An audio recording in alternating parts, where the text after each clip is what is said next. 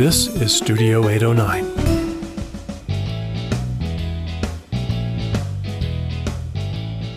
Hi, everybody. Welcome to the Outdoors Hiking Bob podcast. I am your host, Hiking Bob Falcone, and you can find me on my website at hikingbob.com, which has links to my social media, my column to the Colorado Springs Independent, my other podcasts, my photography website, all that other good stuff, low social media links. You can email me from there, or subscribe to my newsletter, which comes out once a week. All that kind of good stuff is at hikingbob.com. And today, back with me after a long absence while we're doing other things and covering the Give campaign is Wild Westendorf. Hi, Kevin. Hey everyone, it feels great to be back here. I think I haven't been on this show since for like a month, maybe. I think it was before Thanksgiving, Yeah, actually. yeah, actually Um, close to 2 months. yeah, man. So yeah, it feels great to be back, and I'm excited to get the Wild Westendorf back in gear. Tell everybody how they can find you, Kevin. You can find me at wildwestendorf.com and on social media, primarily Facebook and Instagram at Wild Westendorf. Cool. So, Kevin, let's catch up. What have you been doing the last couple of weeks since we haven't seen each other? Well, I've been recovering from the busiest time of the year at work, which is the lead up to Thanksgiving. So it's just been going, a ton of overtime, which has been nice. So I've just been very chill with the hiking. But I'm ready to really go into high gear, starting with the first of the year, and kind of make up just for being a bit on the lazy side this past month. But I have done some really nice hikes in Cheyenne Canyon and Palmer Park in Ute Valley. Um, which I talked about Ute Valley in the past. I still think that's a very underrated park here in the city, in the Rock Rimmon area, in the northwest part of town. Um, so if you haven't checked that out, I highly re recommend that. But yeah, I'm excited to get back into the bigger stuff and do like a little bit of snowshoeing and drive a bit further out. Now that I've gotten like a ton of vacation time to relax and recover from stuff at work. And for those who don't know, Kevin works over at Care and Share, so doing a lot of really important work this month with making sure people have food and stuff for Thanksgiving and Christmas. So Kevin doing a lot of good work along with everybody else there at Care and Share. We really appreciate that. And Thank you. if you haven't had a chance, donate to them when you get a chance. Either food, I guess mostly you're looking for money because food donating food is always a little questionable, right? Yeah, we we do love to take in food, but it needs to be completely sealed, like it's never been open for food safety. Money and it's always great, especially with the cost of food and inflation. So it makes it harder for us to purchase a wider variety of stuff. Um, because we use that to subsidize the donated food because the majority of the donated food is very basic staples, but a lot of it tends to be pasta and ramen and such. So we try to take our money to buy a, a wide range of food to have kind of a more balanced group of of food available. But if you can't donate, you could always donate your time. We are always in need of volunteers, especially my team. So yeah, just go on our website at careershare.org and you can sign up to volunteer or click the big button to donate. There you go. So if you can, help those folks out at CareShare. They're taking care of a lot of people who need a lot of help, especially with inflation, which I think is affecting everybody right Oh yeah. now. With I'm not sure why things cost what they are. I don't know if it's transportation cost or just general cost or what it is, but regardless, things cost more. So if you can help Care and Share, help people who are maybe having a little bit of difficulty right now, that would be pretty awesome. For people who don't know, and if you follow me on social media, you know this, but we've been down in Phoenix for the last week or so. We'll be down here for a couple more days.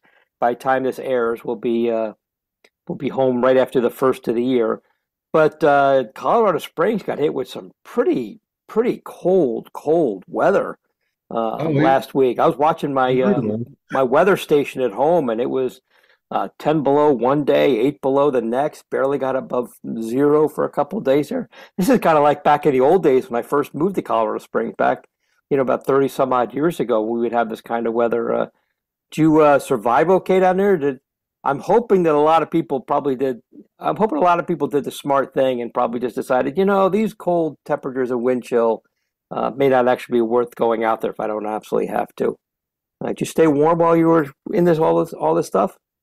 Yep, I sure did. I got to stay home Thursday, because my the markets I was supposed to do on that day were canceled because it's just not safe to be outside when it's that cold. Because I believe if it's 16 degrees or lower, your chance of getting frostbite is very, very high within the first 5 minutes of your skin being exposed.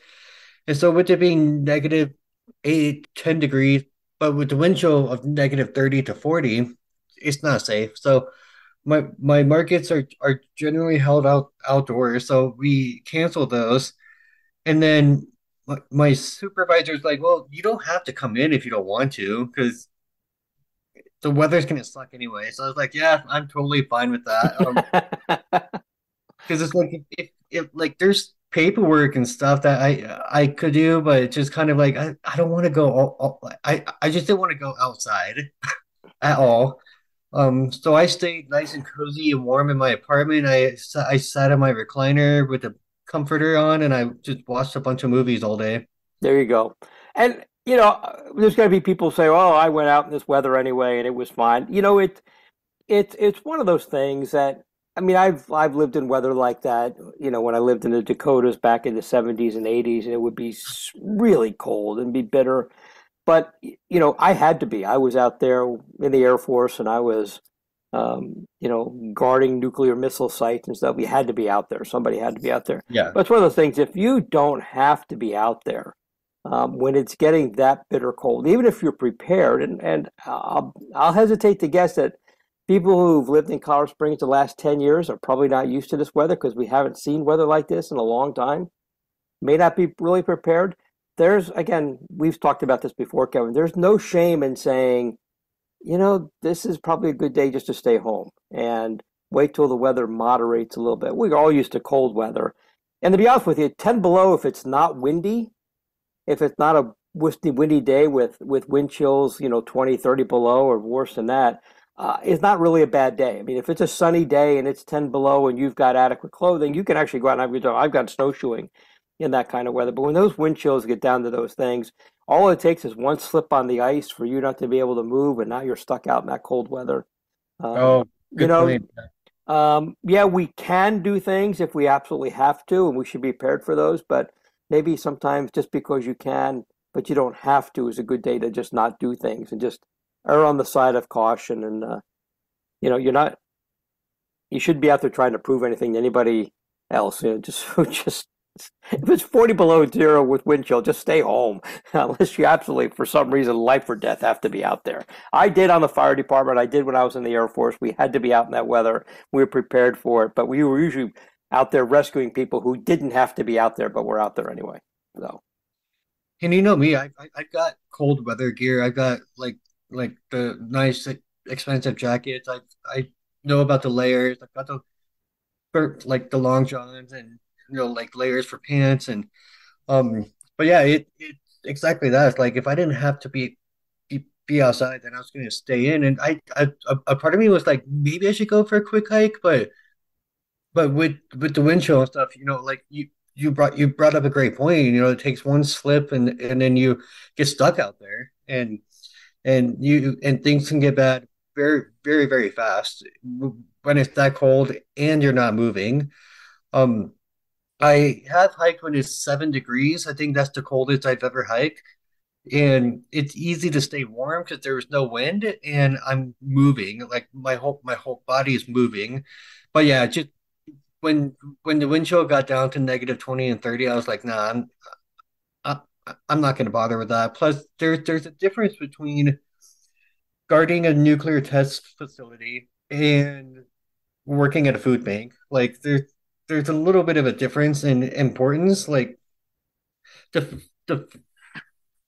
food bank stuff is definitely important, obviously, but like we need people at a nuclear facility because that's more of a national security thing. I was actually guarding the missiles themselves in the ground, in the silos. Oh wow. Yeah, Okay. so walk, they're long gone. They've been all removed up there. But yeah, no, you're exactly right. When I was on the fire department, my career out in many days in horrific weather, had to be out there. That was my job to be out in that weather, and we were adequately protected, and we had backup plans, and we were of course in teams. The crews on the engine company and stuff like that. But absolutely, not for recreational purposes. And I know people are going to say, "Oh, just being wimpy." You know what? Okay, if you want to prove something to yourself, fine. But when we were driving by in our fire trucks, we had a name for people like that. We called them victims, because eventually that's what they would become. Do what you want. I'm not here to preach to people. I'm just saying that when weather gets that bad, there's nothing wrong with just saying maybe today's a good day just to stay home, and like you did, curl up on your recliner with a blanket and flip through Netflix, Hulu, Prime Video, HBO Max, whatever you got. Heck, remember those things we used to call DVDs? People probably still have a Oh collection of yeah. those, and watch whatever you like to watch. Or maybe it's a good day to zoom in on relatives on the other part of the country and do some Zoom talking with them and just see how everybody's doing. So, Kevin, I start out the year without any real specific goals in mind for hiking. Although I've kind of set it in motion that I want to do about 800 miles a year. And I'm happy to report as of the day we're recording this, which is a few days before you're listening to it, but as of Christmas Day, I had 830 miles, 831 miles. Nice.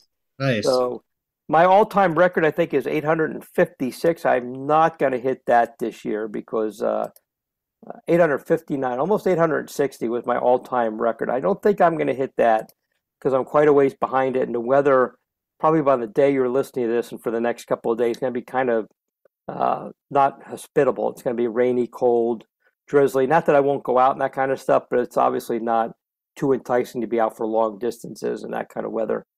Um, so I'm probably not going to make that 859, but this is already the second highest I've ever done. So I feel pretty good about it. Being down here in the warm weather, down here in Arizona for a few days has kind of helped. And of course, when I have less on my plate, less things that take my time away from going hiking, I'm able to actually go out and do a little bit more hiking. So I'm kind of happy about that. The day we record this, I am going hiking later on today with a friend of mine, kind of a combination hiking and photography trip. So maybe I'll pick up a few more Oh, miles cool. today and go out and do some stuff. But that's kind of where I've been at. Other than that, I hope everybody's enjoyed listening to the organizations we had for the Give campaign. They were really good organizations. There are many more out there. I could not touch all of the ones, even just in the great outdoors category. I try to pick groups that I know personally have done great. Let me rephrase that. All the groups in the great outdoors category have done good work. I try to mix up new ones, older ones, um, ones that you may know about, ones that you may not have heard about. Try to get a good mix in there of groups that are in the great outdoors category. Uh, You've got a couple of days left. I highly encourage everybody to go to givepikespeak.org and donate to those groups or any group that looks good to you. And they don't have to be in the great outdoors category. There's a lot of groups in various categories. All of them are doing great work in whatever field they're in. So if you have time and you have a little bit of extra cash, they don't need a lot of money. Just a little bit here and there helps. Is donate. You can donate to one. You can donate to a bunch. You can donate to a couple. You can do whatever you like, and donate to those groups and help them along. This is the big fundraiser for a lot of them for the year. So make sure you go to givepikespeak.org and donate to those groups and help them out a little bit. I know your group, Care and Share, is not in to give, but they were in the Colorado Give Day, and I did donate on that day. And you can always go to Care and Share any time of the year and donate to them. So make sure you support Kevin's group too. That's doing a lot of good work out there. Thank Um, you. yeah, Kevin, I took a bunch of trips this past couple of years, a lot of with National Geographic, and they were fun.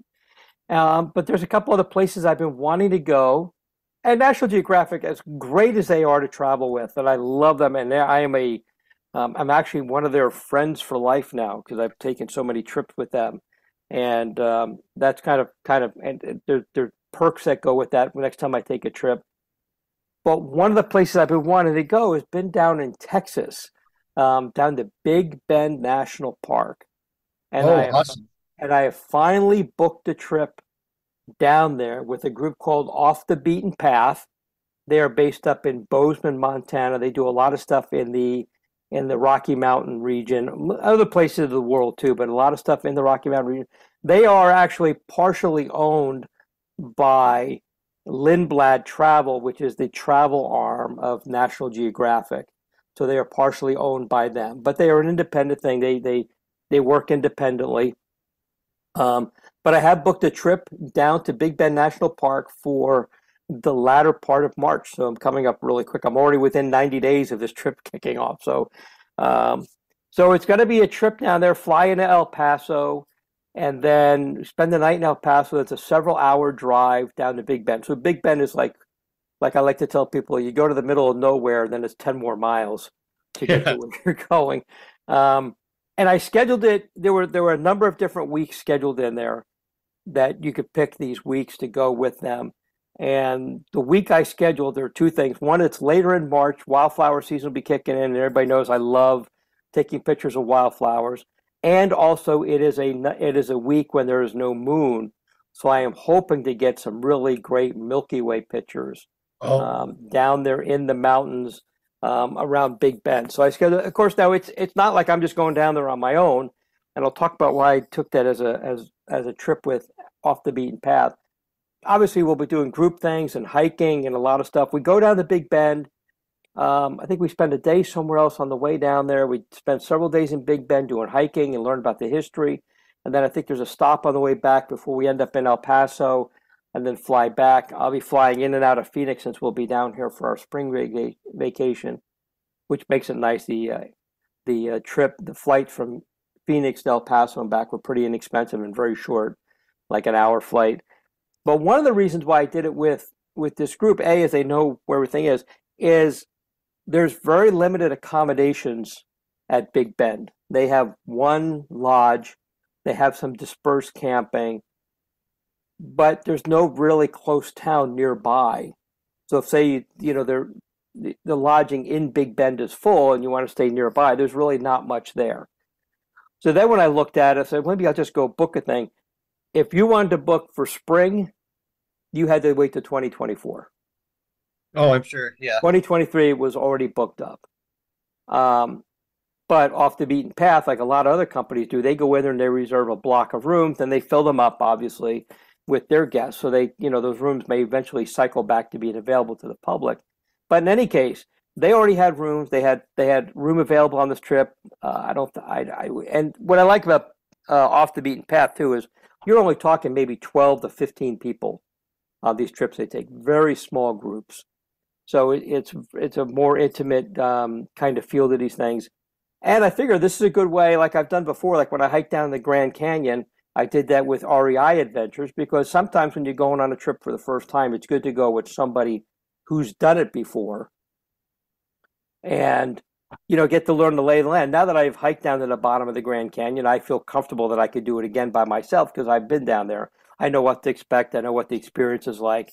Big Bend is the same way. If I go out there with Off the Beaten Path this spring and it's an enjoyable thing, but I need a little bit more leeway to do my own thing, maybe then I'll book a trip again for the following year when I can actually get a room reservation Oh, and go yeah. down there and schedule a trip. But it's kind of nice to go down there with somebody who knows the lay of the land, knows where everything is. I can get a feel for it and then maybe just go down there on my own. So anyway, Big Bend National Park is coming up later in the spring. It'll be the second half of March. Real excited about it. Can't wait to go down there.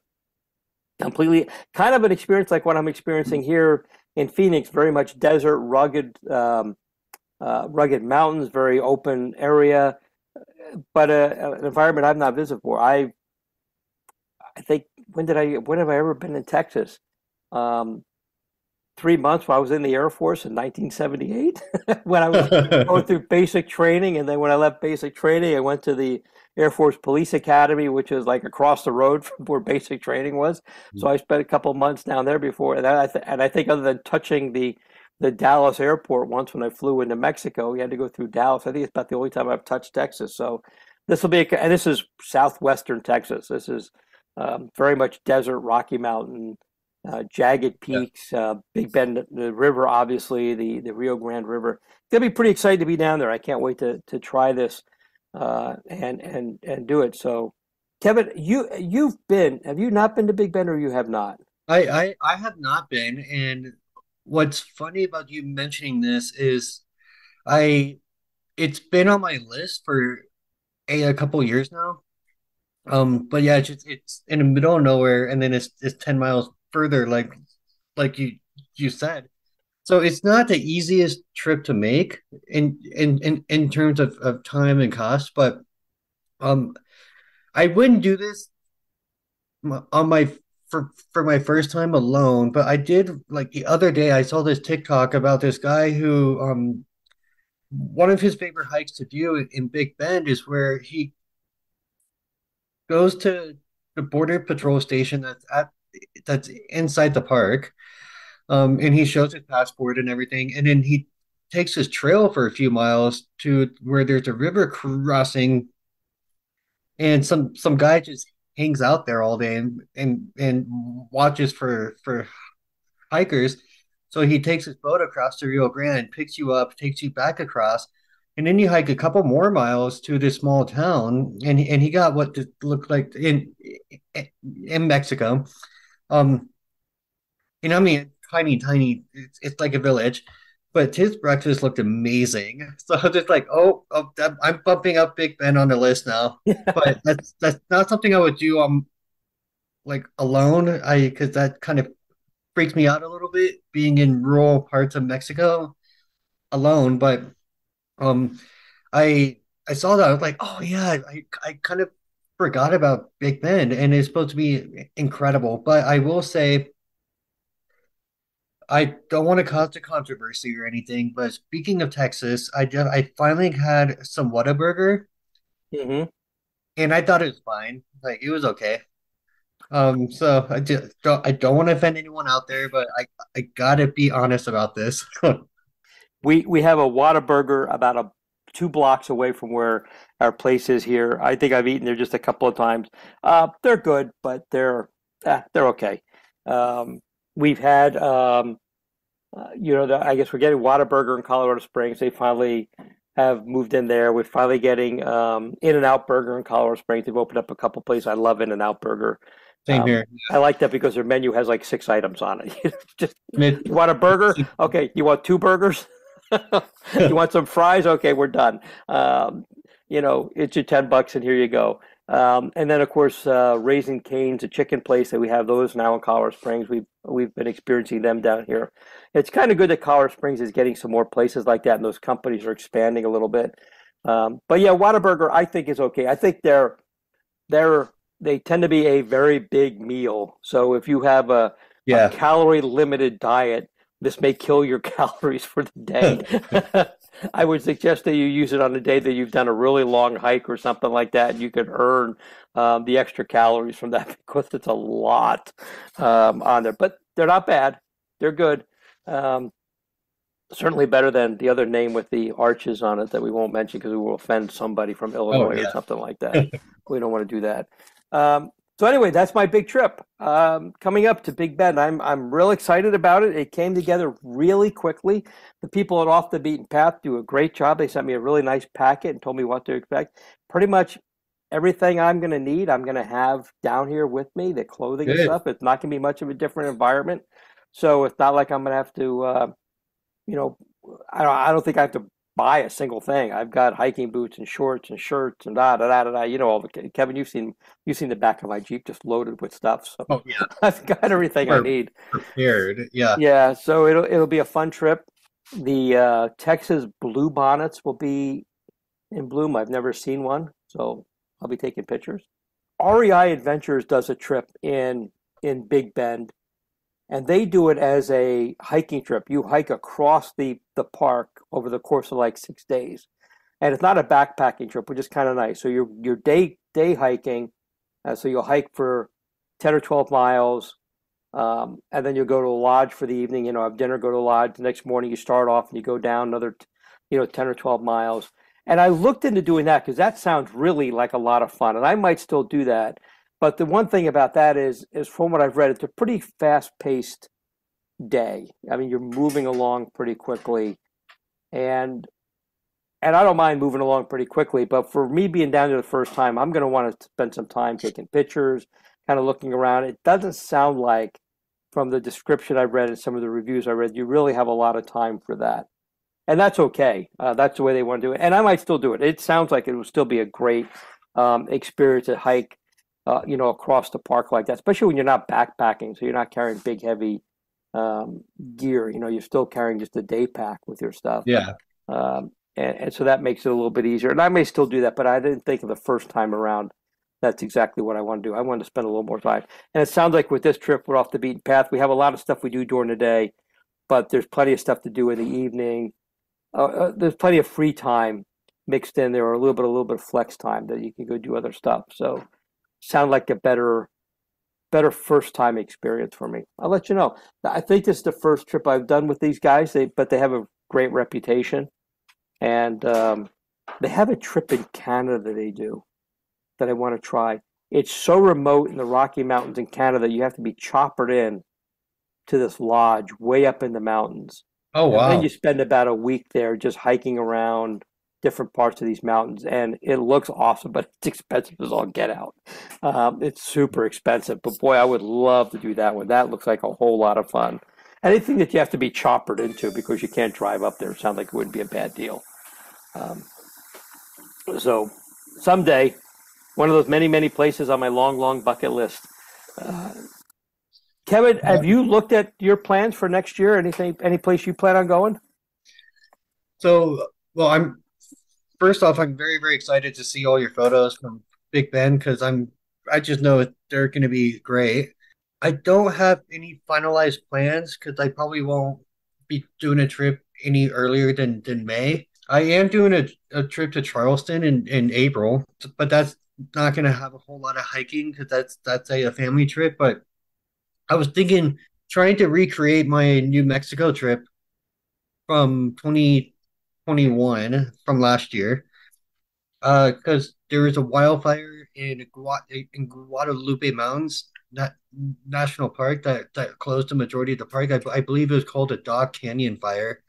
Um, and I had forgotten about the reservation system for Carlsbad, so I didn't get a chance to go there. So I want to make up for that. And Big Ben, it's only a few hours of a drive away, but I'm not sure if I would include that on my stop, but I also really want to drive through or make a stop over in the town of Roswell in New Mexico because I'm huge buff about aliens and all that stuff. So I just think it'd be like a really fun little little stop to make. But yeah, this is the time of the year where I really like sit down and I figure out what I'm gonna do and um I'm glad the cost of gas has gone down a lot. Knock on wood. I hope it stays that way because that was pretty rough last summer when I went up to Mount Whitney in California. But yeah, so I haven't nailed anything down, but I have a list of things I want to do for this year, and so I'm working on that. Yeah, it's interesting you mentioned gas prices. It's one of the reasons why we only did a couple of camping trips with our camper last year because it's one thing to take the Jeep out or the Subaru out, and they're getting 25 to 30 miles to the gallon. But then when I'm towing the camper, the Jeep is getting 9. Yeah, And when it was gas was almost $5 a gallon. That really ate into the budget for those trips. So, and gas down here in Phoenix is still about almost $1 more than it is in Colorado Springs. oh wow. For some reason, it's quite a bit more expensive.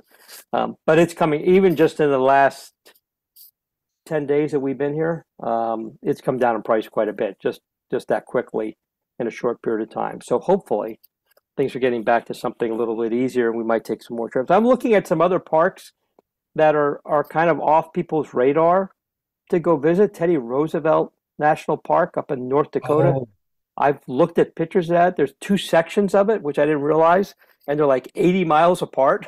Like oh wow. like an Okay. hour and a half drive, and the one part is real small and it's isolated. The other part's along the interstate and is not as isolated, but they look kind of interesting. So I don't know. That's something else I'm kind of looking at, but I don't know if it's going to happen yet. It's a long way down the road. So Kevin, just wanted to catch up with you. We haven't talked in a long time, and appreciate that you've been busy taking care of people, which I always appreciate, and I'm sure they do too. And I'm hoping your season winds down here, or at least gets back to normal. You're always, regardless of what the season is, you're always helping people, but seem to be in this cold weather, the holidays, people seem to be a little more in need. So I'm glad you're doing that. And like I said, I'll be back right after the first of the year, and we'll be there for a while. And hopefully we can get together and do some more podcasts. We do have some guests I'm already working on lining up. And I believe there's a TV appearance coming up that I'll be doing, talking about hiking and outdoor recreation in the winter. So I think that's coming together right after I get back. So there'll be some stuff I'll be doing there locally pretty soon. Cole the dog laying next to me, who's done over 400 miles this year, considering not bad, considering he was off for a couple months with his injury, but he's still Impressive. yeah, he's back at it as normal. You couldn't even tell that he's actually been injured. So he did a really good recovery here. And he's laying at my feet looking at me like, when are we going out? So I think I need to go. Kevin, anything else you want to talk about before we go? Yeah, I just wanted to touch on like South Dakota, North Dakota. I've only been to South Dakota once, and it was in 2010, I think it was. So it was a few years before I realized I like hiking and such. But we did go to Mount Rushmore and all that, like in the surrounding area, and it's beautiful out there. So it's been on my list to go back to the Black Hills area and check out Badlands, and it's not a bad drive, but I've been wanting to go back out there to experience it now that I love the outdoors and stuff. So yeah. Yeah, it's a good place to go visit. The Black Hills are gorgeous. Mount Rushmore, you need to see it at least once and experience it. It's a pretty impressive view. Spearfish Canyon, which is a little north and west of there in the fall, is to die for with the fall colors. Really, really pretty up there in the fall. Write this down. Yeah, you'd want to hit that like in late September. Spearfish Canyon, little town called Spearfish that's up there. But Spearfish Canyon is just beautiful in the fall if you ever get a chance to go up there. Been a number of years since we've been up there. And actually, the last time we went up there, they had winter weather come through, and we cut our trip short and came home because the weather just was. They got hit with a pretty early season snowstorm, so we ended up coming back. In any case, Kevin, I think that's all we got for today. In here, so yeah.